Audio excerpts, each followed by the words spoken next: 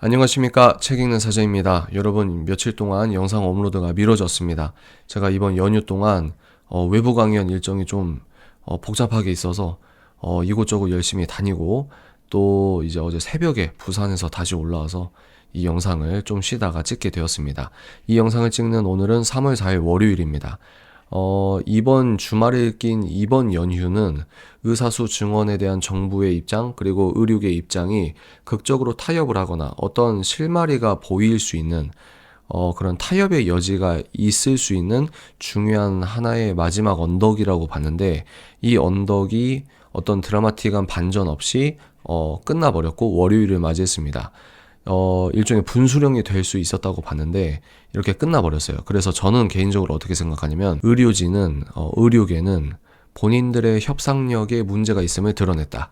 그리고 대중 설득에 실패했다. 저는 이 두 가지가 이미 끝났다고 봅니다. 저는 개인적으로 그렇게 생각합니다. 그래서 오늘 뉴스를 좀 요약을 해드리면, 정부가 이제 한국인 의대에게 의대 수요 조사를 했습니다. 거기에서 각 의대 층마다 우리 몇 명 받고 싶습니다 라고 했는데, 그걸 합산을 해보니까 2,000명이 넘은 상태예요 지금.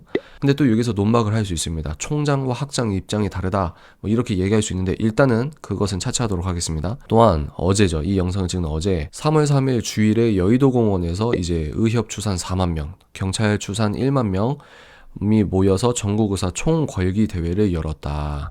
그리고 또 정치적으로 해석을 좀 해드리자면, 윤석열 정부와 국민의힘이 꼭 이번 이슈 때문은 아니다 할지라도 지지율이 상승했다는 결과가 일단 나왔고, 또 박차관의 정보 브리핑에서 의협 기자였나요?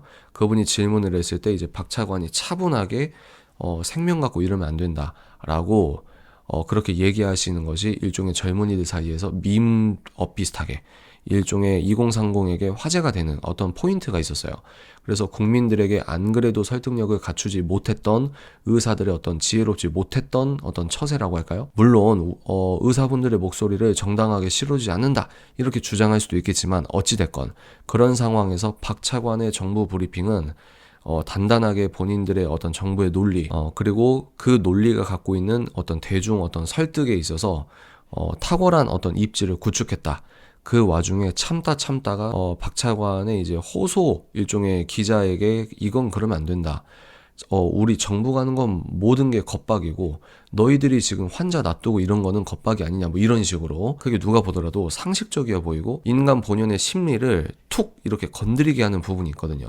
그러면서 주말이 끝났기 때문에, 그래서 저는 이제 의료계에서 낼 수 있는 카드는 있다 할지라도 이건 설득력을 잃어버렸다, 명분을 잃었다, 이렇게 보는 겁니다. 왜?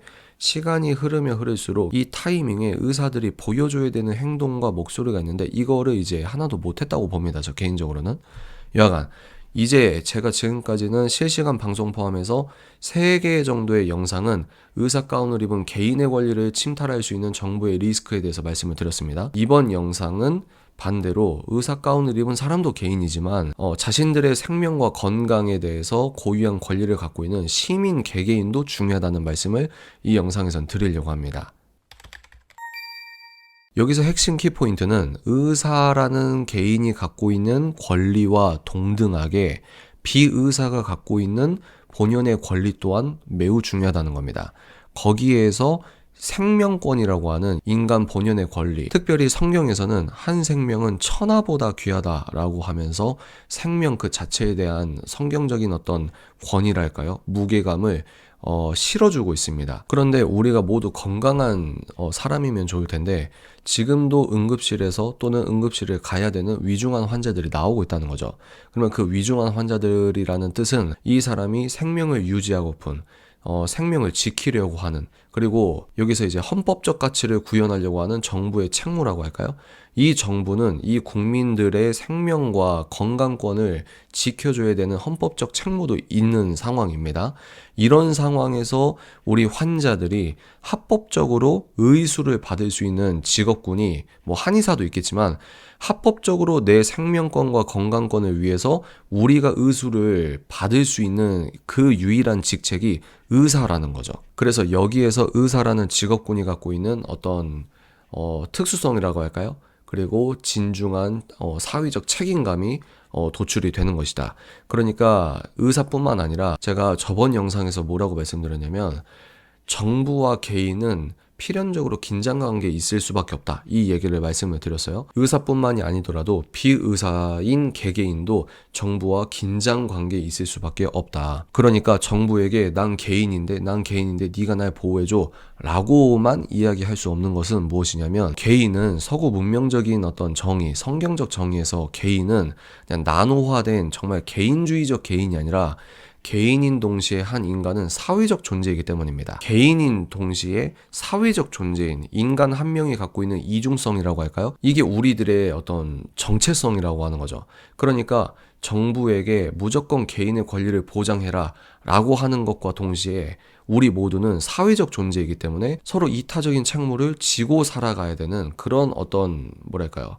본분이라고 할까요? 우리 인간의 본분이라고 할까요? 이런 것이 있다는 거죠. 그러니까 의사 가운 입은 개인의 권리가 정부가 이렇게 침해하고 이거에 대한 문제 제기를 하는 동시에 그 의사들에게만 합법적으로 의술을 받을 수 있는 각각 개개인이 갖고 있는 시민들의 어떤 건강권과 생명권 역시 동등하게 중요하다.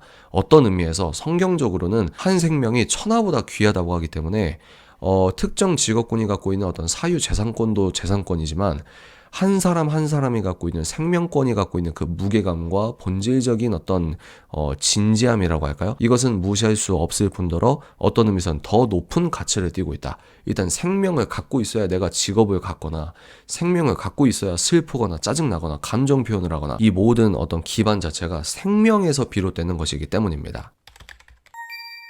다시 이 상황을 살펴보자면 지금 의사분들께서 사직서를 제출한 상태이고 정부는 이제 법을 집행할 수밖에 없다. 이 강대강의 어떤 흐름이 아직까지 진행되고 있고 또 정부 브리핑에서 정부 이야기만 우리가 듣고 있는 부분도 있겠지만 박 차관이 계속해서 우리는 언제든지 대화할 수 있다. 그래서 지난 주말에 의료계 측 사람 5명과 박 차관이 비공개 면담을 한 걸로 알고 있습니다. 그래서 조선일보에서 그 내용을 단독으로 보도한 내용이 있는데 그런 걸 보면 볼수록 시민들은 아니 이것도 해준다고 하고 특별법도 만들어준다고 하고 또 이제 보험에 대해서는 이제 논박할 내용이 있지만 일단은 이렇게까지 해준다고 하고 박 차관이 미용 시술은 건드리지 않는다고 하고 이런 식으로 보장을 해준다고 하는데 왜 이렇게 이걸 못 믿겠다라고만 해버리면은 그럼 정부가 어떻게 하냐라고 하는 것에 상식적인 이 무게감이 실리는 게 지금 이 상황이거든요. 근데 의료계는 이제 구체성을 띄워라. 그런데 국가 정책이라는 게 뿅 하고 되는 게 아닌 부분도 있잖아요. 이런 부분에서 자꾸 이 명분을 잃어가고 있는 이런 상황에서 이제 새우 등 터지고 있는 거는 이제 시민 개개인이라는 거죠. 이런 상황이 이 나날이 지속이 된다고 하면 의사분들은 너무 억울해서 나 진짜 이렇게 못 해먹겠다. 정말 사직서를 냈는데 뭐 행정 처분을 받거나 아니면 뭐 기소가 되거나 이런 극단적인 상황이 된다. 우리가 시뮬레이션을 굴려보자고요. 그러면 그런 상황이 됐어요. 그런데 이제 중간에서 환자의 생명이나 건강에 심각한 위협이 되는 사례들이 속출하거나 또 현재 병원에서 환자를 돌보는 사람들의 어떤 피로도나 또 간호사분들이 지금 부글부글 끓고 있는 것도 간과하면 절대로 안 되는 문제입니다.